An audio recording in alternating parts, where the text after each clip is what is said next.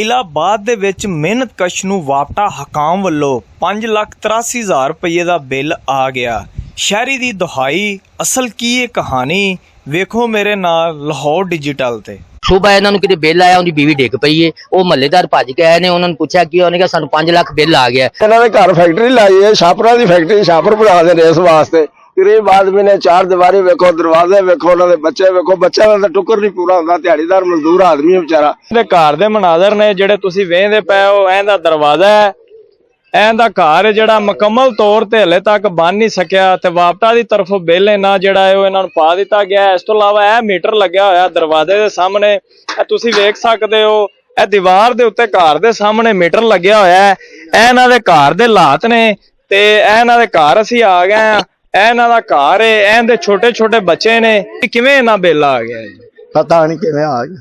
ਤੇ ਕੀ ਹੁਕੂਮਤ ਅੱਗੇ ਅਪੀਲ ਕਰੋਗੇ ਤੇ ਕਿੰਨੇ ਇਹਨਾਂ ਬਿੱਲ ਪਾ ਦਿੱਤਾ? हुकूमत नहीं ਤੇ ਕੀ ਤੁਸੀਂ ਕੰਮ ਸ਼ਾਮ ਕਰਦੇ ਮਿਹਨਤ ਮਜ਼ਦੂਰ मिनटी ਤੇ ਹੁਣ ਇਹ ਜਿਹੜਾ ਬਿੱਲ ਆਇਆ ਕਿਸ ਤਰ੍ਹਾਂ ਨਿਕਲਣਾ ਚਾਹੀਏ? कितना तार सका ना मैं ਹੁਣ ਕੀ ਕਹਿਣਾ ਚਾਹੁੰਦੇ ਜੀ? मैं आना माफ हो गया। ਕਿੰਨਾ ਬਿੱਲ ਆਉਣਾ ਚਾਹੀਦਾ ਤੁਹਾਨੂੰ? ਕਿੰਨਾ ਬਣਾ ਕੇ ਦੇਣ ਜਿਹੜਾ ਤੁਸੀਂ ਦੇ ਸਕਦੇ ਜੀ? 1000 तो बाद नहीं दे सकते। ਤੇ ਇਹ ਜਿਹੜਾ ਬਿੱਲ ਹੈ ਪਹਿਲੇ ਤੁਹਾਨੂੰ ਕਿੰਨਾ ਰੂਟੀਨ ਦੇ ਵਿੱਚ पहले आंदा रहा 1100 1200 फिर 1800 2000 3000 तक भी आंदा रहा, तारते रहे हैं। ਹੁਣ ਆਣ ਕੇ ਅਸਲੋਂ ਇਹ ਨਾ ਕਿਵੇਂ ਨੇ 5 ਲੱਖ ਬਿੱਲ ਘਾਲ ਦਿੱਤਾ। ਤੇ 5 ਲੱਖ ਬਿੱਲ ਆ ਗਿਆ ਤੇ ਤੁਹਾਨੂੰ ਕਿਵੇਂ ਪਤਾ ਚੱਲਿਆ ਕਿ 5 ਲੱਖ ਬਿੱਲ ਆਇਆ? ਆ ਮੀਟਰ ਦੇ ਉੱਤੇ ਆ ਬਿੱਲ ਆਇਆ ਪਿਆ, ਮੌਜੂਦਾ ਹੁੰਦੇ ਤੇ ਆਇਆ। ਕਿੰਨੇ ਬੱਚੇ ਨੇ? 5 ਕੁੜੀਆਂ ਹੀ ਨੇ। ਘਰ ਦਾ ਰੋਜ਼ਗਾਰ ਇਕੱਲੇ ਤੁਸੀਂ ਚਲਾਉਂਦੇ ਪਏ ਜੀ? ਦੋਵੇਂ ਮੀਆਂ ਬੀਵੀ ਚਲਾਉਂਦੇ ਜੀ?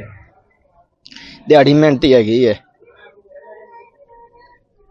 ਇਹ ਤੁਸੀਂ ਇਹਨਾਂ ਦੇ ਘਰ ਦੇ ਵੀ ਮਨਾਜ਼ਰ ਵੇਖਦੇ ਪਏ ਜੇ ਕਿਸ ਤਰ੍ਹਾਂ ਦੇ ਇਹਨਾਂ ਦੇ ਹਾਲਾਤ ਨੇ। ਇੰਤਹਾਈ ਗਰੀਬ ਆਦਮੀ ਹੈ ਤੇ ਵਾਪਟਾ ਹਕਾਮ ਨੂੰ ਚਾਹੀਦਾ ਹੈ, ਹਕੂਮਤ ਦੇ ਜਿਹੜੇ ਅਹਿਲਕਾਰ ਨੇ ਉਹਨਾਂ ਨੂੰ ਚਾਹੀਦਾ ਹੈ ਕਿ ਇਹਨਾਂ ਦੇ ਨਾਲ ਇਨਸਾਫ ਕੀਤਾ ਜਾਵੇ। ਜਿਹੜਾ ਬੱਤੀ ਦਾ ਬਿੱਲ ਇਹਨਾਂ ਜ਼ਿਆਦਾ ਆ ਗਿਆ ਉਹਨੂੰ ਫੌਰੀ ਤੌਰ ਤੇ ਕੱਢਣਾ ਚਾਹੀਦਾ ਤਾਂ ਕਿ ਇਹਨਾਂ ਦੇ ਜਿਹੜੇ ਹਾਲਾਤ ਨੇ ਉਹ ਬਿਹਤਰ ਹੋ ਜਾਣ। ਇਹਨਾਂ ਦੇ ਘਰ ਫੈਕਟਰੀ ਲਾਈ ਹੈ, ਛਾਪਰਾ ਦੀ ਫੈਕਟਰੀ ਛਾਪਰ ਬਣਾ ਦੇਣੇ ਇਸ ਵਾਸਤੇ। गरीब आदमी ने चार दीवारी वेखो, दरवाजे वेखो, उन्होंने बच्चे वेखो, बच्चे का टुकर नहीं पूरा होंदा। दिहाड़ीदार मजदूर आदमी है बेचारा, कदे दिहाड़ी लगदी है कदे नहीं लगदी।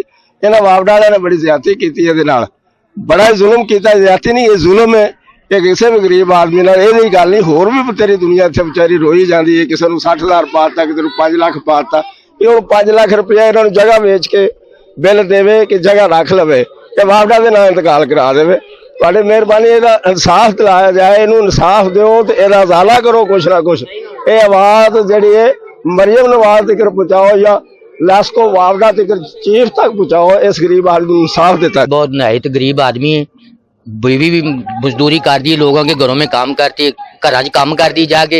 ये भी बंदा मिस्त्रियां दे नाल काम करदा है और बड़ा ही गरीब और नहायत ही है। आता कि महल्ले वाले इन्हां नूं खाना भी देंदे ने, कदी दुध भी देता, कदी किसी पत्ती देती। ये तो अपनी रोजी भी नहीं पूरी करते।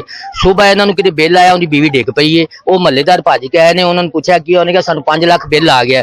वो फिर डॉक्टर नूं बुलाया, उन्हें कोई टीका टूका लाया, इन्हूं पानी पूनी पिलाया। वो बेचारी माई नूं कहा कुछ नहीं हुंदा, तुहानूं बिल नहीं पैंदा। वो बेचारी उन्होंने दलासा दलूसा दिता, वो ठीक होई है। आता कि मैं इत्थे गली दे विच मौजूद ही सां कि एक वापटा वाला आया। पहले वो इन्हां दे घर अंदर मूवी बना के गया।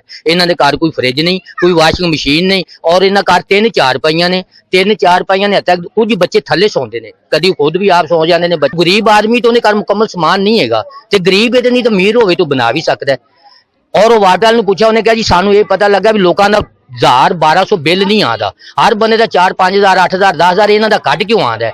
उन्होंने फिर अंदर वड़िया, इन्होंने सारे घर की उन्हें मूवी बनाई है। अब तक उन्हें कोई चीज़ नहीं वेखी जी बत्ती से चलती हो, स्वाह एक पक्का है या एक पंप वो कभी चलाते भी नहीं।